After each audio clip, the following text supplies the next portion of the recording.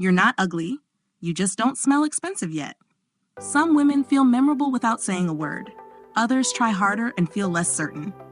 The difference is rarely beauty. It is presence.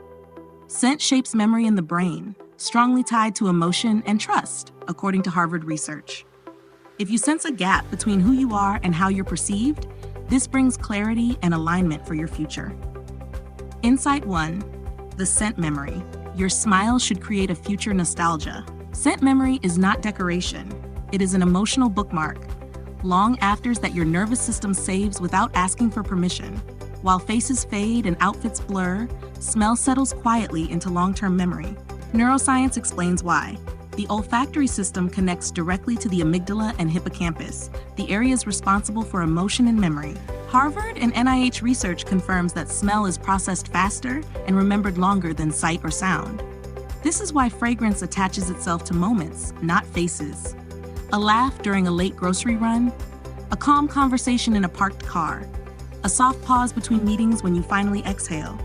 Later, the scent returns first, then the feeling, then the meaning. Not what you looked like, how you felt to be around. Many women misuse fragrance by chasing trends or external approval. Compliments feel good, but they fade quickly. A scent chosen only for reaction rarely lasts emotionally. When fragrance is selected for resonance instead of applause, it becomes part of your inner continuity. Intentional scent creates a through line across your life. The same quiet confidence, whether you're running errands, transitioning from work to home, or sharing something personal with someone you trust. It grounds you. Presence is not volume, it is coherence. And scent is often where that coherence begins. Insight 2. The 2-foot aura, the invisible space you politely claim. The 2-foot aura is your personal atmosphere. It is not projection. It does not announce itself or travel ahead of you. It lives in the small, respectful distance where real connection happens. This is where scent matters most, not across a room, but close enough to be discovered rather than delivered. Fragrance behaves differently at proximity. From a distance, it disperses and loses nuance. Up close, it reveals its true character. Soft notes, warmth, depth. A scent designed for closeness invites curiosity. One designed to travel far often overwhelms and distracts. Strong is not the same as present. Many women are taught that louder equals more confident. In reality, excess scent creates tension, not authority. The refined approach is restraint. It is knowing that intimacy carries more influence than volume. Spatial awareness allows others to step in willingly rather than brace themselves. Think about everyday life, a workday conversation at your desk, standing beside someone in line, a casual meeting that lasts just a few minutes. In these shared spaces, subtlety feels respectful and self-assured. Your scent supports the moment instead of competing with it. This kind of presence does not ask for validation. It holds its ground quietly, and it leaves a question hanging. What else is layered beneath what we first perceive? Insight 3. The third skin, your fragrance as an extension of your home. Your fragrance is a third skin. The first is your body. The second is your clothing. The third is the invisible layer that moves with you, holding your emotional temperature steady. Unlike fabric, it is not seen. Unlike makeup, it is not adjusted in mirrors. It simply exists with you. Think about how your home smells. Clean laundry, wood, citrus, warm air. Those scents regulate your nervous system before you even notice. Environmental psychology shows that familiar, comforting smells lower cortisol and increase a sense of safety. Perfumers often speak about scent as atmosphere, not ornament. Something you live inside, not something you show. The common mistake is treating fragrance as decoration. A final touch meant to impress.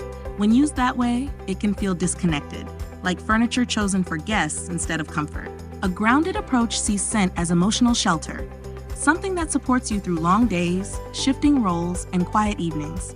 This mindset changes daily rituals. Applying fragrance becomes a signal of self-trust. You are choosing how you want to feel while moving through the world. Calm, clear, steady. Not for display, but for continuity. True elegance feels lived in. It carries warmth, not performance. And your third skin should feel like somewhere you belong. Insight 4. The unplaceable scent. Signature over status. An unplaceable scent is one that cannot be named quickly. It does not announce its brand, its price, or its trend cycle. It lingers as a question rather than an answer. People feel it before they identify it, and that pause is where depth lives. Many believe refinement comes from cost or recognition. In truth, price and prestige are shortcuts for the mind. Once a scent is widely known, its emotional impact thins. Overexposure turns fragrance into noise. The brain stops paying attention because it already knows the story. An unplaceable scent resists that shortcut. It is built around notes that feel familiar yet undefined. Soft woods, dry musks, subtle resins, quiet florals blended so no single element dominates. Perfumers often describe these compositions as skin-adjacent, designed to blend with you rather than sit on top of you. Modern consumer culture encourages instant recognition. Logos, labels, quick signals of value. Fragrance does not need to participate in that race. Choosing something unplaceable is not rebellion. It is discernment. It says you are more interested in resonance than reaction.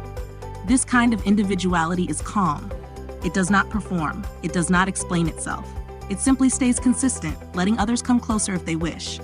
And as you move through conversations, shared spaces, and quiet moments, it leaves you with a gentle question worth sitting with.